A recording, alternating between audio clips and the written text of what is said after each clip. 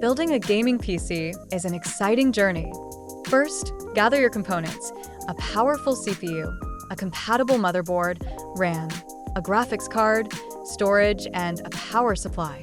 Start by installing the CPU onto the motherboard, then add the RAM. Next, secure the motherboard in the case. Now, it's time for the graphics card. Slot it in and connect any necessary power cables. For storage, whether it's an SSD or HDD, make sure it's properly mounted. Finally, connect the power supply to everything, double-check your connections, and close up the case. Boot it up, install your OS, and you're ready to game. Enjoy the thrill of your new build.